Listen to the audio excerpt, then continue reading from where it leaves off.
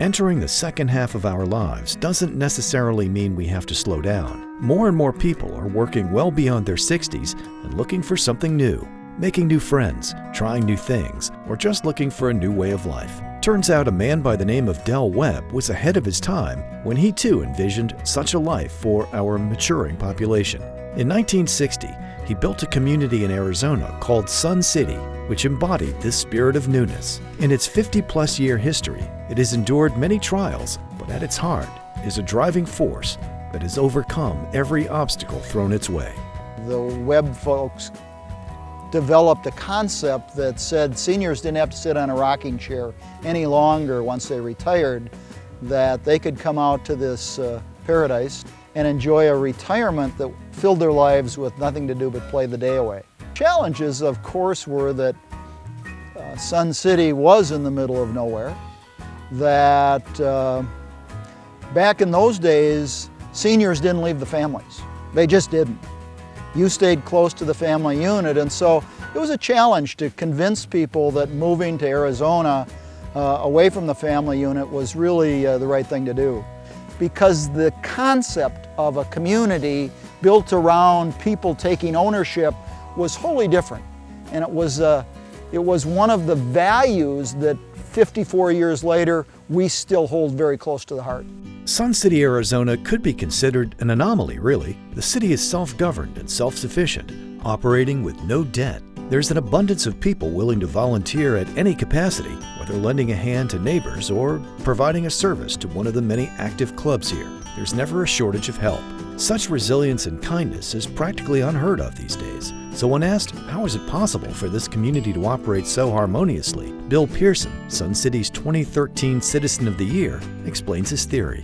Somebody once wrote that Sun City was built on a horizontal organizational table, and for a lot of people that sounds kind of obtuse, but the reality is that everything in our lives is vertical. It's top to bottom. It doesn't matter if it's church, school, military. The hierarchy is always this way. In Sun City, it runs this way. We've got a dozen organizations that fit a niche inside of that horizontal organizational table, and each of them has their own function, wholly different than anything we're accustomed to. And for virtually anyone that visits Sun City for the first time, they look at it and say, how does Sun City work? We like to tell people that volunteering is really a two-way street. You give to the community, but we feel you get a lot in return. Not only does volunteering help the community, but it helps us as individuals when we can learn and still grow at this stage in our life. It's been said that when people come together, great things happen. That's certainly the case here and should serve as an example for communities across the country.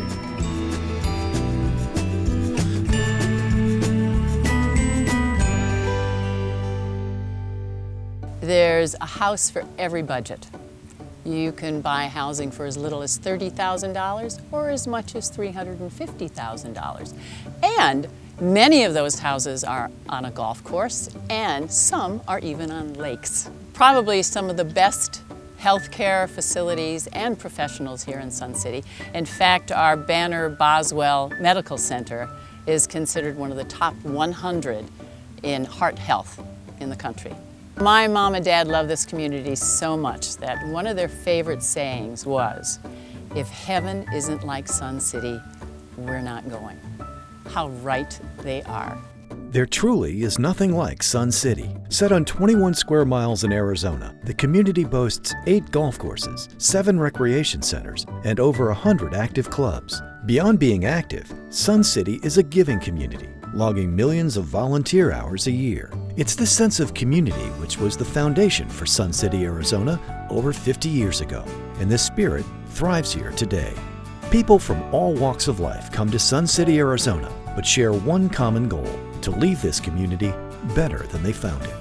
Well, Linda and I have served on 4 different boards, and separate from that, we have been involved in organizations that have done everything from help seniors file their income tax returns to organizing local food drives for our food bank. We're second-generation residents of Sun City, and as such, we have a sense of pride and responsibility to be part of the process that helps Sun City work.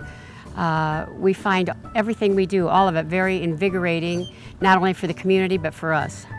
I'm always reminded of something that I heard years ago, where somebody said, being compassionate is not enough. You must act. And in our working years, we never really had the time to do that. But here in retirement, we have really jumped right in. Del Webb once said, "Concrete, steel, and lumber make the buildings, but people make the community." This sentiment still rings true in Sun City, Arizona, and chances are it always will. To learn more about living opportunities in Sun City, Arizona, visit us online, email, or call us today.